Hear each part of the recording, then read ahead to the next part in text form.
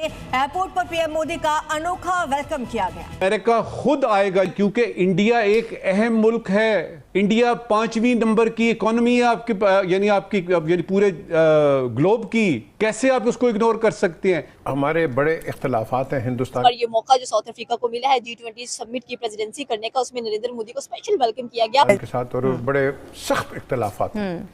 लेकिन यहाँ मैं मोदी को कहूँगा कि उसने अपने मुल्क के लिए स्टैंड तो लिया ना यार। जी हाँ, महिलाओं ने जमीन पर लेटकर उनका स्वागत किया, जो कि इतिहास बन गया है।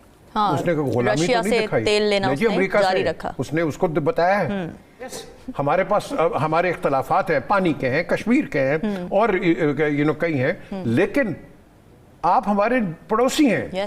हमने आपके साथ रहना है और आपने हमारे साथ रहना है। कि हमारा लीडर चाइनीज प्रेसिडेंट से कैसे मिल रहा है और इंडियन प्राइम मिनिस्टर की सूरत अहवाल क्या है। ये हमारे वाला मांगत जो शेरवानी पहनकर इंतहाई कलमजी लगता है, कम से कम शेरवानी ना पहनने दें उसे। ये प्रधानमंत्री नरेंद्र मोदी का ग्रैंड वेलकम हुआ है। जोहान्सबर्ग एयरपोर्ट पर पीएम मोदी का ऐसा भव्य स्वागत हुआ जिसने इतिहास ही रच डाला। इसको काफी ज्यादा जो है वो चुभने लगी है। यूएस ने बहुत दफा इंडिया को रिस्ट्रिक्ट करने की कोशिश की, but there were only 2 countries who could stand in front of USA and say no, and they were China and India. और कहीं ना कहीं पाकिस्तान की अगर आप बात करें तो मुझे लग रहा है कि दुनिया के सामने पाकिस्तान को सिर्फ और सिर्फ एक उल्लू, और वो कहते हैं ना कि एक शर्मनाक कह सकते हैं, शर्मसार कह सकते हैं कि ये हमारी सूरत हाल बन चुकी है।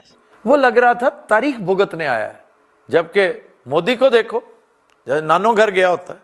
आप देख दोस्तों, prime minister Narendra Modi south Africa पहुंच गए और G20 का इस बार भाई मीटिंग साउथ अफ्रीका में हो रहा है। पिछली बार हो रहा था भारत में, और यहाँ पे भारत ने साउथ अफ्रीका को भाई G20 का सदस्य बनाया था। और भारत हमेशा ही साउथ अफ्रीका का बहुत ख्याल रखता है, क्योंकि भाई साउथ अफ्रीका एक पिछड़े हुए रीजन में आ रहा था काफ़ी समय से। लेकिन साउथ अफ्रीका को खासकर ये जो यूरोपियन देश है, अमेरिका है, वो सब दबाना चाहते हैं और दबा के रखना चाहते हैं, ताकि जितने भी रिसोर्सेज हैं ना अफ्रीकन कंट्री में, जितनी भी कंट्री जो छोटे छोटे देशों में, वहाँ पे उनको लूट मार करते रहे और इनको गरीब का गरीब ही रहने दें, ऐसा था। लेकिन भारत भाई दुनिया की 5वीं सबसे बड़ी इकोनॉमी है, और भारत हमेशा ही साउथ अफ्रीका को भाई सपोर्ट करते आया है। और इस बार भी भारत ने भाई साउथ अफ्रीका में भारत का जो स्वागत हुआ है प्रधानमंत्री का, भारत के प्रधानमंत्री नरेंद्र मोदी जी का, वो भाई एक अलग ही था और देखने लायक था। क्योंकि जिस हिसाब से भाई जब उनका प्लेन एयरपोर्ट पे उतरा तो रनवे पे आपने देखा होगा कि दोनों साइड में भारत और साउथ अफ्रीका के फ्लैग लटकाए थे, और उनके लिए गार्ड ऑफ ऑनर दिया गया। और उसके बाद में जो अफ्रीका का नृत्य होता है, नाचना होता है, वो सब भी किया गया था। और यहाँ तक कि जो नाच रहे थे ना वो अफ्रीकन, वो बिल्कुल लेट गए मोदी जी के स्वागत में, बिल्कुल ज़मीन पे लेट गए और हाथ जोड़ के बोले, उनका उस हिसाब से उनका स्वागत किया गया। ये सब देख के भाई पूरी दुनिया का मीडिया हैरान है, क्योंकि इस प्रकार से स्वागत वो लोग अभी तक किसी का नहीं करते थे, लेकिन अभी भारत के प्रधानमंत्री का वैसा स्वागत किया है। और उसी को भाई पाकिस्तानी मीडिया को ये सब बिल्कुल राश नहीं आएगा, और वैसा ही कुछ हुआ तो पाकिस्तानी मीडिया ने इसके ऊपर मतलब ये बातें करना चालू कर दिया कि ऐसा है वैसा है, मतलब उनको जचता ही नहीं है ना, उनको तो ये देखना भी ना, देखना गवारा नहीं है ना कि उनकी इज्जत हो तो भारत की इज्जत हो, तो कैसे वो बचा सकते हैं।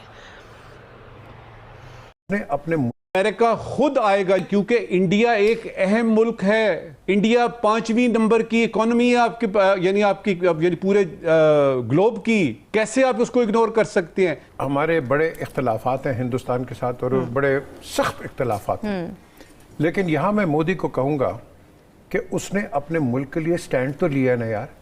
हाँ, उसने गुलामी तो नहीं दिखाई। तेल लेना उसने अमेरिका जारी से रखा। उसने उसको बताया है। और ये इस वक्त वक्त आ गया है, मोदी को अकल आनी चाहिए कि तुम्हारा एंड में दोस्त पाकिस्तान ही होगा। Trip none other than G20 summit, जिसको अमेरिकन जो हैं वो कह रहे हैं कि हमने नहीं अटेंड करना, लेकिन मोदी साहब जो हैं उस पर जा रहे हैं। और ये मोदी साहब ने जाने से पहले स्टेटमेंट भी जारी करवाई है, और that's an interesting thing by the way. That is an interesting thing कि प्राइम मिनिस्टर का जो विज़िट है 21 से 23 नवंबर वो जा रहे हैं वहाँ पे। और इंटरेस्टिंग बात यह है कि इसमें मोदी साहब की जो वो जिसे कहते हैं ना जो ऑन्ट्राज है या जो सारा कुछ वहाँ पे होना है, उसमें आप देखें कि 4-5 ना रशियंस हैं, ना चाइनीज़ हैं, ना तीनों नहीं है, ठीक है। सो मोदी साहब जो है वो वहाँ पे पहुँच रहे हैं और मुझे लगता ये है what I have understood and realised, जिसको मैंने थोड़ा सा स्टडी करने की कोशिश की है, कि मोदी साहब अपनी स्पेस बना रहे हैं हर कीमत के अंदर के। यस, हमारे पास हमारे इख्तलाफात हैं, पानी के हैं, कश्मीर के हैं और कई हैं, लेकिन आप हमारे पड़ोसी हैं। यस, हमने आपके साथ रहना है और आपने हमारे साथ रहना है। तो क्या 1000 साल की जंग करोगे? जिस तरह वो हिटलर क्या कहता है, राइख of 1000 years, it's not gonna work like that. आपने कहीं ना कहीं मेल्ट करना है, हम भी मेल्ट करेंगे, मेल्ट करके आपके साथ बैठेंगे। कि उनकी स्पेस होनी चाहिए। और ये जो इम्प्रेशन रिसेंटली क्रिएट किया गया था कि नहीं जी वो तो जी ऐसी सिचुएशन बन गई थी जिसमें मोदी साहब जो हैं वो नहीं गए जी वहाँ पे, ऐसी वो कहते हैं जी कोई बात नहीं है। इसका मैं आपको थोड़ा सा एजेंडा बता देता हूँ। मोटी मोटी बातें हैं। ट्रम्प बात कर रहा है G2 की, G20 उसने फारिग कर दी है और G7 को भी वो इतना लंबा चौड़ा मुंह नहीं लगाता, अगर सही मानों में बात की जाए।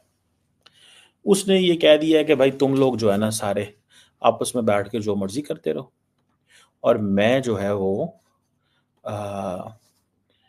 अपनी चलाऊंगा, मैं अपनी चलाऊंगा और तुम लोग अपनी मर्जी करते रहो। समझ रहे हैं बात? That is a simple point जिसको हमें सबको समझ जाना चाहिए कि वो मोदी साहब अपनी, वो कह रहे हैं मैं अपनी चलाऊंगा। ट्रम्प का सीधा सीधा फार्मूला है, मुझे किसी की कोई परवाह नहीं है, मुझे किसी की कोई परवाह नहीं है, मैंने अपनी करनी है, मैंने अपनी चलानी है। वो G2 की बात करता है, he talks of G2. G2 is basically an embarrassment for the entire G7 and G20. ठीक है, वो बेसिकली वो सबको एम्बैरस कर रहा है। वो कह रहा है जाओ यार, कोई मसला ही नहीं है, जाओ जिसने जो करना है करो, मैं अपना आई डोंट केयर। वो अपनी इस तरफ है। अब जो एजेंडा आइटम है इंक्लूसिव ग्रोथ और reliance on climate energy, climate के तो वैसे ही खिलाफ है, फंडिंग उसने बंद कर दी है। ये डिजास्टर और ये इन चीज़ों को वो समझते कुछ नहीं। क्रिटिकल मिनरल्स उसका प्रॉब्लम है और उस सिलसिले में उसने डील्स करना शुरू कर दी।